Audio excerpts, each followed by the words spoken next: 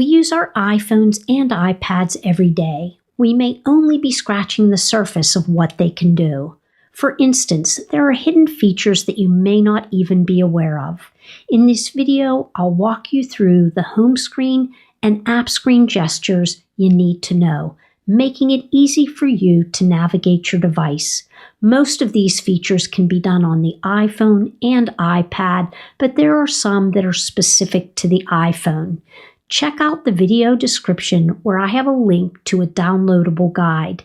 If you find this video helpful, give it a thumbs up and subscribe to the channel. Let's get started.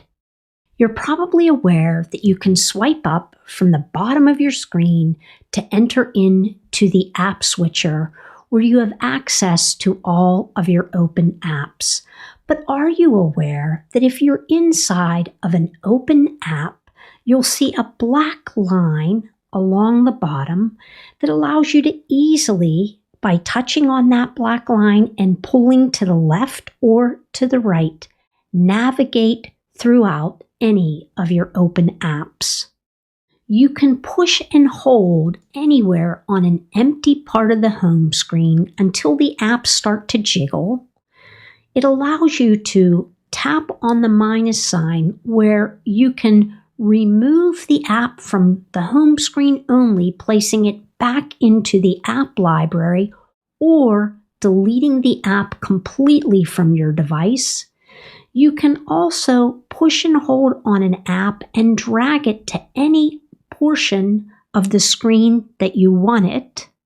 You can even take an app and drop it on top of another app to create a folder and then rename the folder to whatever you need it to be. Another option you have when the apps are in wiggle mode is to tap on the dots along the bottom of the screen here, and it brings up your pages of apps. You can easily uncheck a page to hide it if you choose to. This next feature is specific to your iPhone, and so if you're having trouble reaching apps that are at the top of the screen, Reachability can help.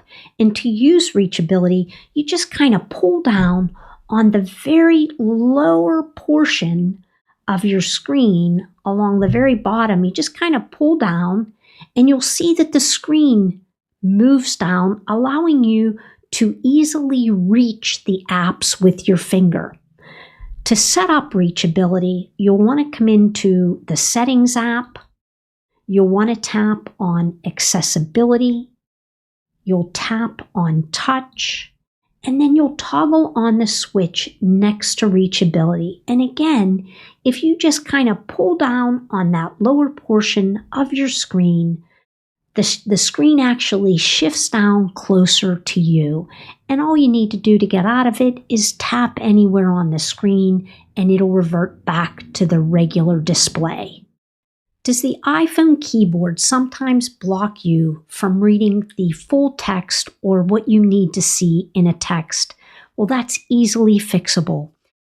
After you finish typing your text in, if you pull down on the top of the keyboard area, just slide your finger down, the keyboard disappears, allowing you to see more of the option below that keyboard.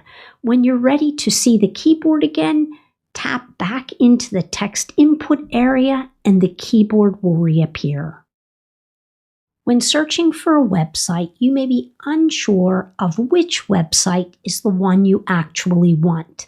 You can go ahead and long press on any website link and a preview window will pop up along with the menu.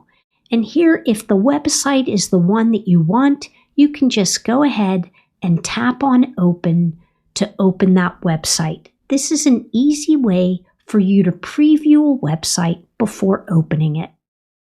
If you want to get good at typing on the iPhone, you can slide your fingers across the keys to type words rather than tapping on each individual key.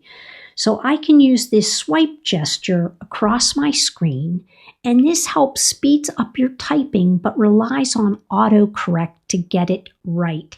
If you make a mistake, you can easily just tap on the delete key and it'll erase that whole word, and then you can continue on typing. So this is how you use swipe to type. To set it up or to check it, the default is on, but to make sure it's set up correctly, I'm going to swipe up to come out of the Notes app. I'm going to come into the Settings app, and then I'm going to tap on General, and I'm going to slide down to Keyboard, and you'll see the option for Slide to Type is toggled on, and below it, Delete Slide to Type by Word is toggled on. This is the default setting, so if you prefer not to have that, you can come in and toggle it off. This functionality is not accessible on the iPad. The virtual trackpad feature can be a game changer if you type lots of text. It turns the entire keyboard into a virtual trackpad, allowing you to slide the cursor anywhere you need to correct text or just maneuver the cursor to where you need it to be.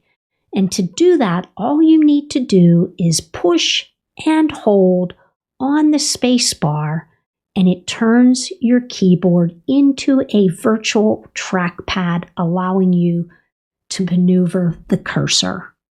Many apps on the iPhone have hidden menus. These are called quick actions.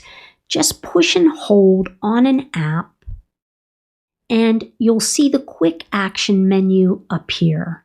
And these are all of the actions that are available inside of that app. And the apps that come pre-installed on your iPhone, like Mail and Notes and Camera, and many of the other ones, along with third-party apps, have these quick action menus. Give them a try and see what you can find. I hope these gesture tips have helped you learn more about what your iPhone can do. Once you master these, you can utilize your iPhone more efficiently. Be sure to check out the description of the video for a guide that's going to have a few extra tips inside. Thanks so much for watching. I'll see you next time.